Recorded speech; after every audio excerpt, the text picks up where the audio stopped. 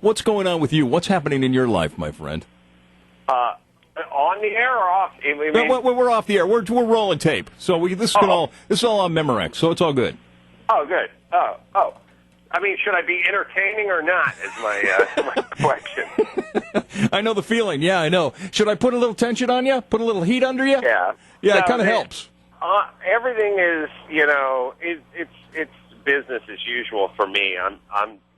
It's weird sort of being a sort of, homeless comedian or something. I'm podcasting one day. I'm working on my next book the next day. I'm doing a stand-up gig the next day. I'm writing an independent film the next day. It's weird not having a job.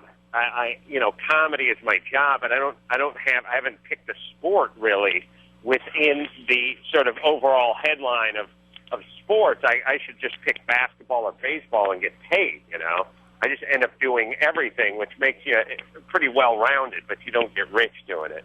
A jack of all trades, but a master at none?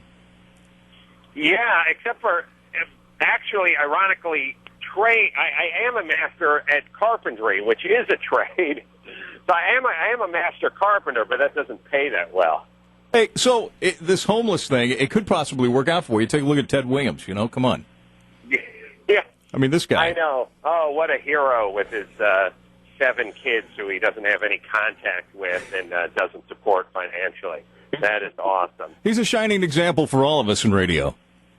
He really is. And by the way, what a horrible example just to send to anybody in America, which is go ahead and abuse alcohol and desert your family and kids. You may end up on Dr. Phil's show or next to Oprah one day soon. We'll reward you. They sold his tent on eBay. His tent on eBay for $350. Oh, really? Yeah. What kind of claim to fame is that for you? Well, you're talking to the guy who bought Ted Kaczynski's shack on eBay about 6 years ago, so I'm probably the wrong guy to talk to. But okay. That was over $800 for Ted's shack. Yeah, I don't know what this eBay. It's like, hey, you want to buy Elvis's pubes, or do you want to buy Ted Williams' refrigerator box? Like, really? Is there nothing we can't sell anymore? And it kind of reminds me of something that we have kind of sort of lost our dignity or completely lost our dignity as a nation because when I was where's the Winchester Mystery House? That's up in San Jose, yeah. San Jose, yes. I was in San Jose. You want to talk about nothing to do? I had nothing to do. I was playing some shows. I had nothing to do during the day. So I said, let's go see this Winchester Mystery House. And really, the mystery part is how they can charge $34 to go through that check. That's the mystery part of the Mystery House. Yeah. But it's no Knott's Berry Farm. I'll tell you that right now. The point is, it's a bore. Don't bring your kids there. But they sold off all the furniture in that place after the old lady died. They sold off all the furniture from the Winchester House. And they sold it at auction in San Francisco, like, I don't know, turn of the century or 1921 or something like that. And I said, so they probably got a pretty penny telling everyone this is from the, mystery Winchester mansion. And the guy who was giving us the tour said, no, they did not advertise that. It was just an auction. I said, well, why wouldn't you say it's from the Winchester house? You probably get twice as much money. And he said, yep, but they had something called decorum, and they didn't do that back then. And I thought, wow, what a time to live in, where everyone wasn't a whore. Decorum. Must have been awesome. Yeah. That's an awkward, strange word.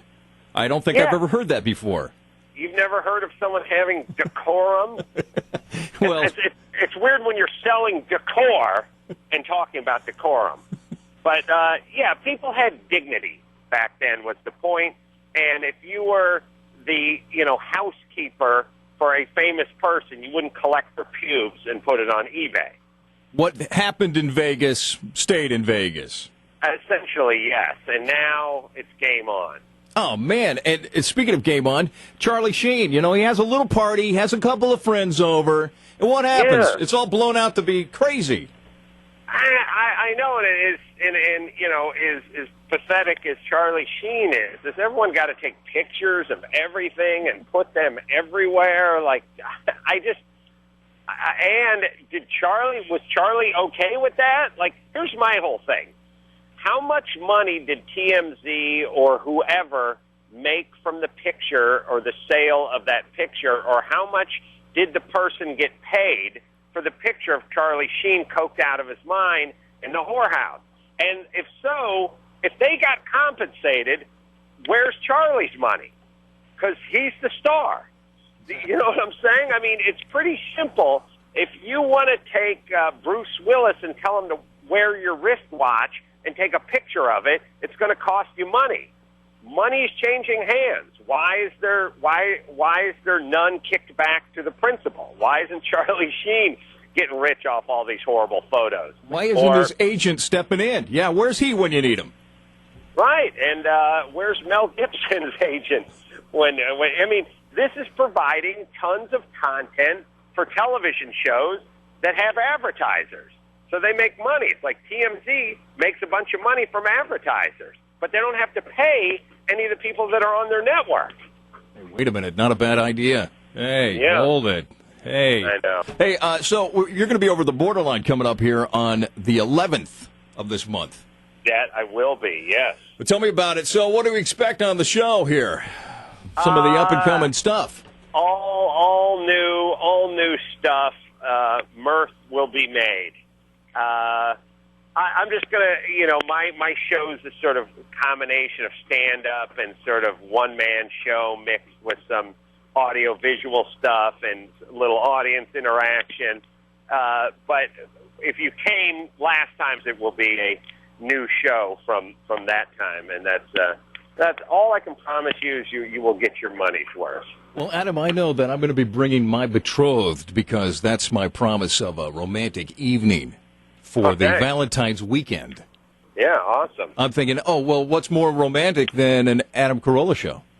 Right. Seeing the guy with the deviated septum complain for 85 minutes. What could be more romantic than that? So, yeah, good idea. Right? And I'm sure you're going to probably go into the ways of love and just, you know, treat us to all kinds of insight on how to make sure your girl's happy on the big day. I should probably, you're right, probably be so close to Valentine's Day, probably should touch on that subject for a few minutes. And you're right, I'm going to do that now. Thank you. Oh, all right. Thank you. Yeah. We've made a difference in somebody's life. My job's done here. All right, perfect. Hey, I want to ask one more question for you, Adam. Sure. I know that my wife asked me to ask, Hammer 2, when is it coming out? Soon as I get paid for doing the first Hammer. It was fun doing the movie and all that good stuff, but independent movie I did, for those of you who don't know. And it was nice. Everyone seemed to enjoy it and all that stuff, but you do not get rich making those independent movies, man. Well, let me tell you, though, 5 stars on the Hammer. Yeah, if you're at the old Blockbuster, you want to go ahead and run, not walk. Pick up that Hammer. Yeah, you'll want that. Thanks. Yeah, I enjoyed it, yeah. Adam, thank you very much, buddy, for taking the time out, brother. And we'll see you at the show at the Borderline. Yeah, come up. Make sure to come up and say hi after the show. Shall do. Okay, brother. Thanks. Thank you. Bye-bye. Okay, bye.